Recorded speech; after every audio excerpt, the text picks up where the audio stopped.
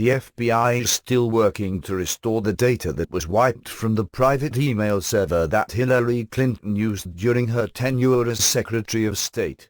Fortunately, voters will not need to wait for that investigation to be completed before getting a better picture of what to expect.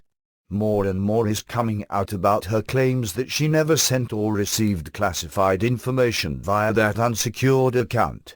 It turns out that both Mrs. Clinton and the State Department have been playing extremely loose with the facts. Reuters is now reporting that dozens of her emails were classified at the time she sent and received them using her private email account and private email server. Neither the server nor the email account met security standards for handling that sensitive information. Reuters bases the claim of dozens of classified emails on the work-related emails Mrs. Clinton made available to the Justice Department on the USB drive she turned over before turning over the recently sanitized mail server. Of the 30,000 emails on that USB drive, a small percentage has been made public.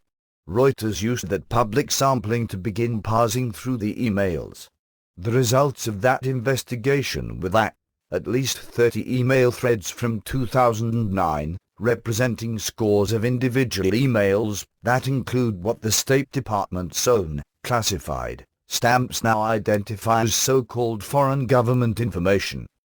The U.S. government defines this as any information, written or spoken, provided in confidence to U.S. officials by their foreign counterparts. So, with Mrs. Clinton and the State Department denying that she handled classified, sensitive information over an unsecured network, the small number of emails available for examination tell another story. Once the full trove of emails is available, the evidence is likely to be staggering.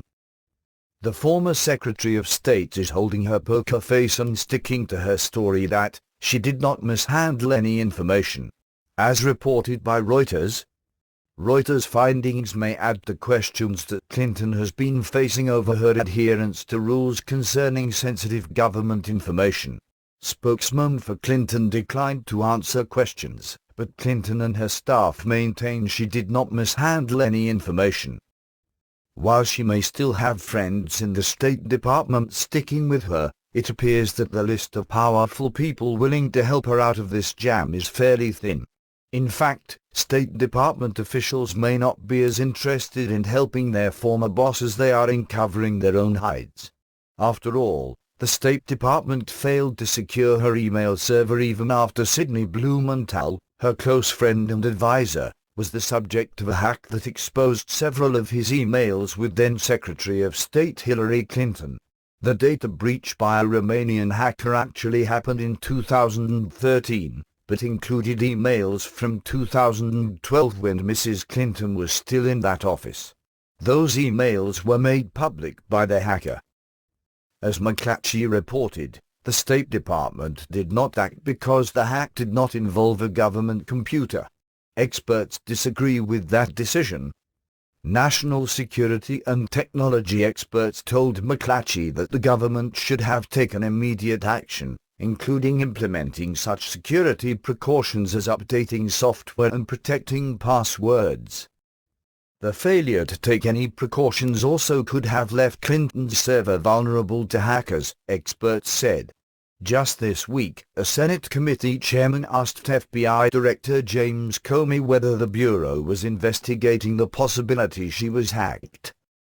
So, it appears that the State Department is playing a rousing game of circle the wagons and hoping for the best. Even that hope seems to be vanishing. According to a report Thursday by The Hill, a federal judge has ordered the State Department to cooperate with the FBI's investigation. Judge Emmett Sullivan told the department to establish a dialogue with the FBI about the machine, and be prepared to demand that the FBI turn over documents that may be related to a Freedom of Information Act lawsuit, the report said. Politico quoted U.S. District Judge Emmett Sullivan as saying, "We wouldn't be here today if this employee had followed government policy." The case revolves around a Freedom of Information Act, FOIA, request by Judicial Watch about employment irregularities in the case of Huma Abedin, who served as Clinton's deputy chief of staff at the State Department. Justice Department lawyer Peter Wexler had argued that FOIA does not normally apply to the private accounts of government officials. But according to Judge Sullivan, this is not a usual situation, and we're not talking about a search of anyone's random email, because in this case, there was a violation of government policy by Mrs. Clinton. Judge Sullivan also suggested that he will give the FBI 30 days to conduct its investigation before he considers demanding that Clinton determine whether a backup of her home server was made either by the company that managed it or by someone else, and prepare for the possibility of turning it over to the government, according to The Hill. This may set a precedent for the tone of future decisions in the way judges will handle this case. Mrs. Clinton is treading a very fine line.